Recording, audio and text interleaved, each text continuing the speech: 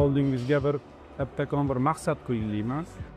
To o'sha maqsadga erishmaguncha ortga qaramasdan faqat mehnat qilish kerak.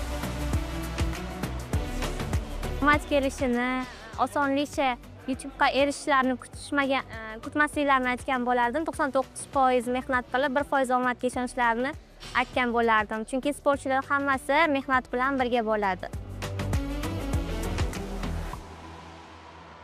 Sportga kirib kelish tarixim ko'rish qobiliyatimni yo'qotganimdan keyin boshlangan.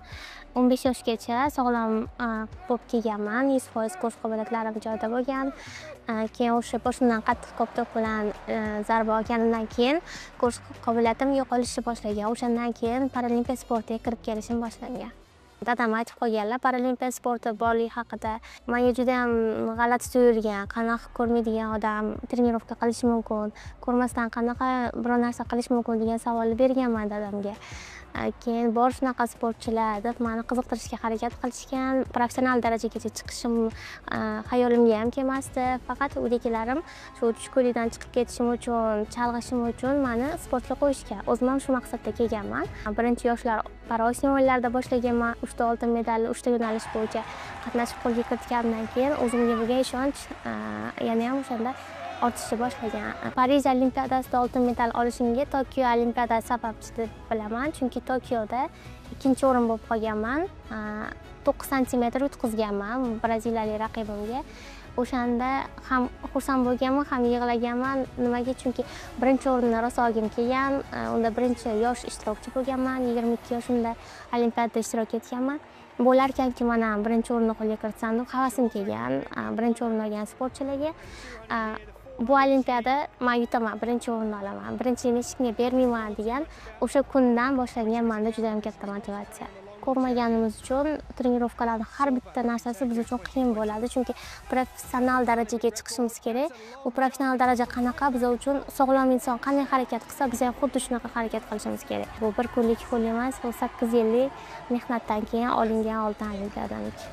Bir kunlik trenirovkani qoldirish ham, bir kunlik rejani buzish ham sizni maqsadingizga erisha olmasligingizga sabab bo'ladi. Sport hayotimning yarmi oilam bo'lsa, yarmi sport bo'ladi. Armrestlingga qiziqqanman boshida. Sababi o'sha to'g'risi televizorga ko'rib qiziqardim. Armrestling sport turi bilan o'zim uyda shug'ullanardim. Shu sport turi bilan bironta mana qatnasharman degan maqsad bo'lgan. Aslida keyinchalik bu maqsadni ro'yobga chiqarish uchun men o'sha Navoiy o'sha Ximik stadioniga borishga qaror qilganman. Trenerimga o'sha Toshkentdan telefon bo'lgan, paralimpiya sporti ochilibdi va shunga agar shogirdlaring bo'lsa tayyorlagan o'sha paralimpiya qatnashishadi deganda menga o'sha birinchi murabbiyim aytganida u qanaqa sport ekanda boshida qiziqqanman. To'g'risi yengil atletika u qanaqa sport o'zi u, nima o'tamiz biz degan narsa rosa qiziq bo'lgan boshida. O'sha birinchi o'sha 2009-yil Toshkentda o'sha musobaqa bo'lgan, O'zbekiston chempionati, o'sha xalqaro paralimpiya qo'mitasi shaxsan butun respublikani chaqirib o'sha paralimpiya O'zbekiston chempionati bo'lganda o'sha birinchi qatnashishimda o'sha birinchi o'rinni olib birdaniga o'sha sborniy komandaga qabul qilishgan va shu bilan meni sportim boshlangan va qiziqishim boshlangan. Bu paralimpiya o'yinlari juda ham katta musobaqa hisoblanadi.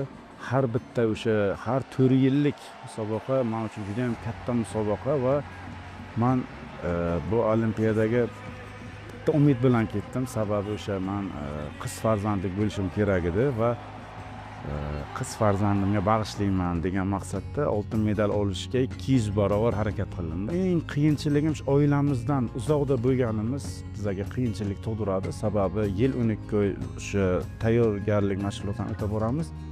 Lekin oilamga rahmat deyman, sababi bu darajada masalan turmush o'rtog'ini kutib, sabr qilib, o'sha musobaqalarga ketganda duo qilib o'tiradigan ayolni menimcha har bir erkak hurmat qiladi. Masalan o'zi yarim soat bo'ladi paralimpiya o'yinlari, masalan bizning klassda. Shu yarim soatda ichidan 4 yillik mehnatni chiqarib bilishimiz kerak biz. Oltin medalni olganingizdan keyin masalan o'sha medal to'qiladi-yu, to'qilgandan keyin gimnimiz yayraydi. O'zbekiston madhiyasi. O'shanda ko'zingizdagi butun o'sha 4 yilda qilgan mehnatingiz, azoblaringiz, masalan qiyinchilik hammasi bir zumda unutiladi va keyingi paralimpiya o'yinlariga yana umid paydo bo'ladi sizda.